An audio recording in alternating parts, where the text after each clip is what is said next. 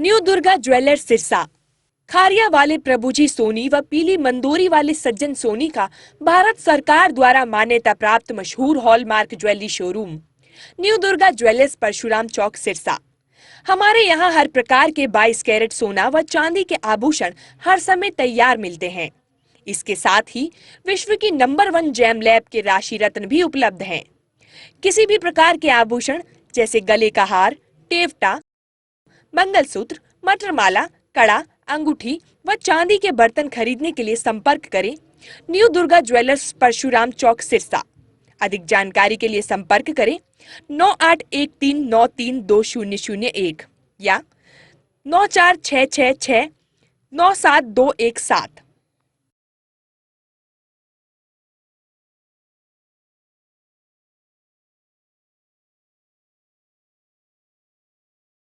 नमस्कार, स्वागत है आप सभी का केयर याना पे। मैं हूं आपके साथ रमेश जाखड़। समय था 31 जुलाई का और अवसर था शहीदी महासम्मेलन। शहीद उधम सिंह का अगर बात करें तो शहीदी दिवस का अवसर था। डेरा बाबा भूमन शाह जी संगरसादा में महासम्मेलन रखा गया। वहां पे मुख्यमंत्री महोदय एक विशिष्ट अतिथि के रूप में, मुख्य अतिथि के रूप में शिरकत करने के लिए वहां पे पहुंचे।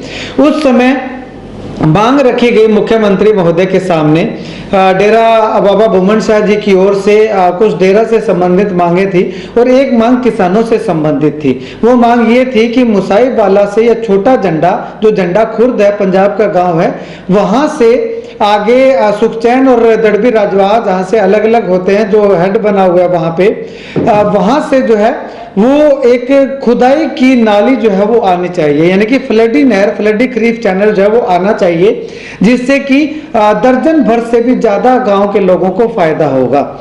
इस पे ये मांग केवल पहली बार नहीं रखी गई, बल्कि जो 2024 का शहीदी महासम्मेलन था उसी डेरा में था, वही मंच था, वही लोग थे, वही वो संत थे जिन्होंने मुख्यमंत्री के सामने ये मांग रखी थी। और उस समय 4-5 मांगे और रखी थी, लेकिन वो 4-5 मांगे तो पूरी कर दी गई। लेकिन ये जो घग्गर की फ्लडी क्रीफ चैनल का जो मुद्दा था, उसमें मुख्यमंत्री जी जो है वो थोड़ी सी टाल मटोल कर गए कि हम फिजिबिलिटी चेक करेंगे, यहाँ पे अधिकारियों को भेज करके अगर पॉसिबल हुआ तो हम जो है वो ये करवा देंगे, या सरकार जो है वो जमीन किसी किसान के अधिग्रहण नहीं करेगी, किसान अगर अपने आप जमीन देगा तो हम जो है वो उस पे वो नाली जो है वो ला देंगे।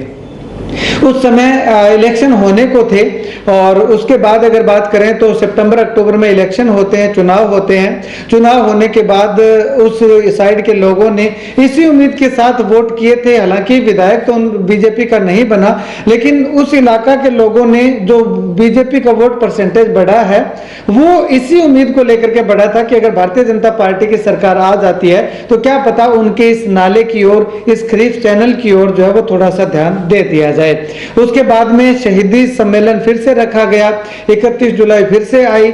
अब इस बार 2024 की नहीं बल्कि 2025 की 31 जुलाई थी। वही स्थान, वही लोग और वही मुख्य संत जो कि बाबा ब्रह्मदास जी हैं, उनकी ओर से जो है वो मांग रखी गई सरकार के सामने। सीएम साहब वहां पे पहुंचे, डेरा के अंदर आकर के जो है वो अपना माथा टेका, शीश नवाया और उसके बाद में पंडाल के अंदर पहुंचे। पंडाल में पहुंचने के बाद डेरा की ओर से कुछ मांगे रखी गई, उनमें से एक मांग ये फिर से रखी गई।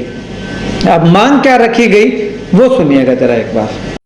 नंबर 1, गांव मुसाबवाला सिरसा से गग्गर नदी से रंगोई नाला निकालकर गांव रामपुरा डाणी से गुजरता हुआ बनाया जावे, ताकि इस रंगोई नाले से इलाके के 50-60 गांवों को फ्लडी पानी मिल सके। गांव बरोखा, बरवाली, प्रथम, दड़बी, संगर, सरिस्ता, पावदीन, रामपुरा डाणी, कंवरपुरा, सुचान, कोटली के साथ कई गांव इस रंगोई नाले के बन जाने से लाभवंत होंगे। यह रंगोई नाला सुखचैन नहर के झंडा कोठी से गुजरने वाली सुखचैन नहर के नीचे से साइफन सिस्टम बनाकर निकाला जाए। इस रंगोई नाले की इलाका के लोगों की बहुत पुरानी मांग है, जो पिछले 20-21 सालों से सरकारी उपेक्षा के कारण लंबित पड़ी है। कृपा करके गग्गर नदी से रंगोई नाला निकालकर इलाके के किसानों को खुशहाल करने की कृपा करें। तो डेरा की ओर से 6 मांगे जो है वो टोटल रखी गई, उसमें आयुर्वेदिक महाविद्यालय बनाने की मांग भी जो है वो बड़ी मांगों में थी।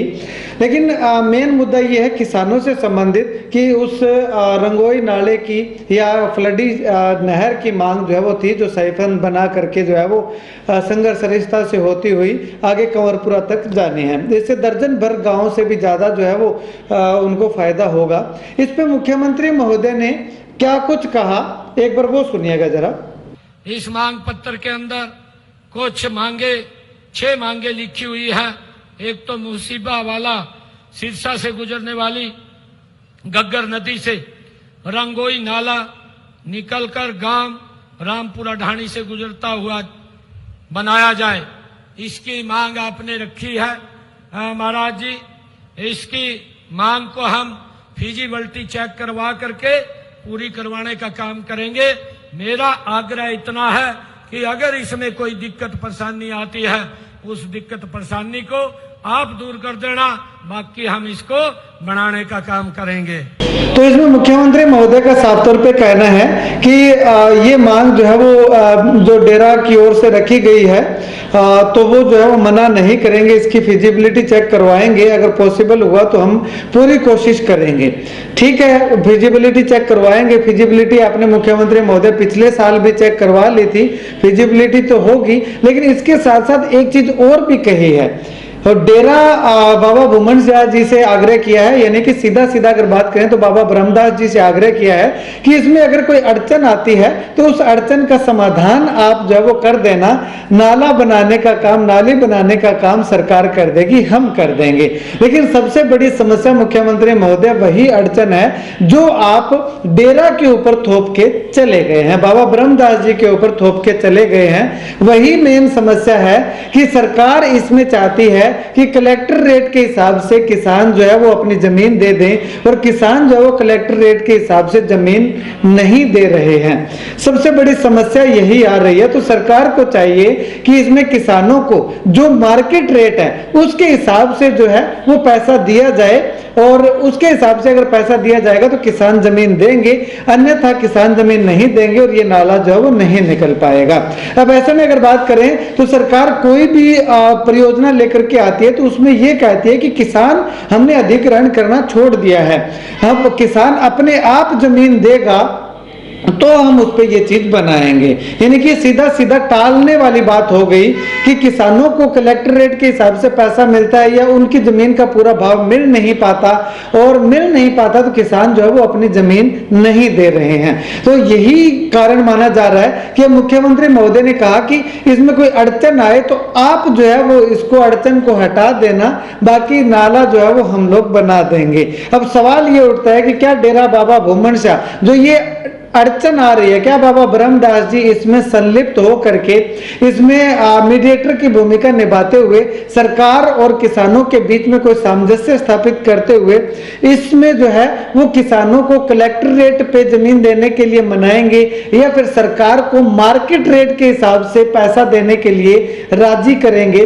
ये अड़चन जो है वो यहीं पे आकर के खत्म होती है, यहीं से शुरू होती है, यहीं पे खत्म होती है। अगर सरकार किसानों को मार्केट रेट जो चल रहा है, जो 50 लाख रुपए चल रहा है, तो 50 लाख रुपए अगर सरकार किसानों को देती है तो किसान राजी राजी अपनी जमीन जो है वो सरकार को दे देंगे।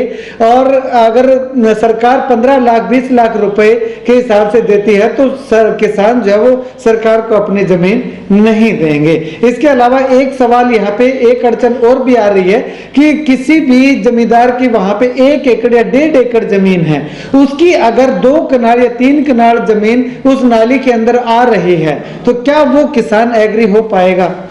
ठीक है, जिसके 10 एकड़ है 20 एकड़ है उसमें से अगर 1 कनाल 2 कनाल 3 कनाल आती है तो वो दे भी देगा, मार्केट रेट के हिसाब से अगर उसको पैसा मिलेगा, अच्छा पैसा मिलेगा तो वो दे भी देगा। लेकिन जिसके वहां पे 4 कनाल है या 1 एकड़ है उसमें से अगर उसकी 2 कनाल आ रही है तो क्या वो जमीन जो वो नाली के लिए दे देगा?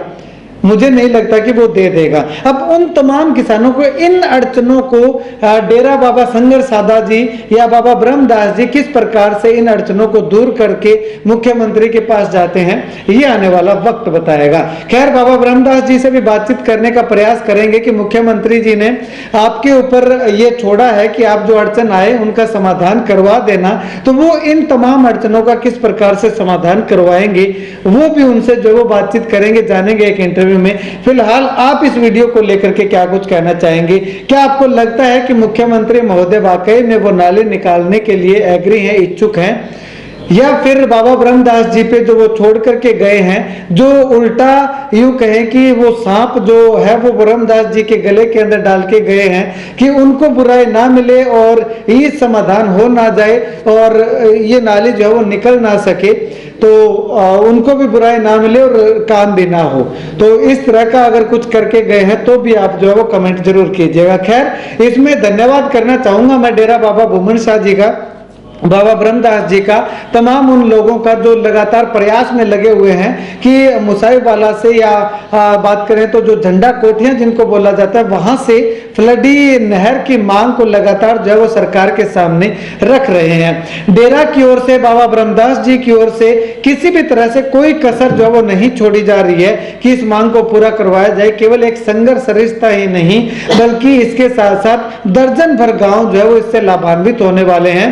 और उन गांव के खेतों के अंदर अगर ये फ्लडी पानी पहुंच जाता है तो किसान के जो वारे न्यारे हो जाएंगे और किसान जो है वो भारतीय जनता पार्टी की ओर आकर्षित होगा कि भारतीय जनता पार्टी की ओर जुड़ने की पूरी संभावना जो है वो दिखाई दे रही है अगर उनको पानी मिलता है तो।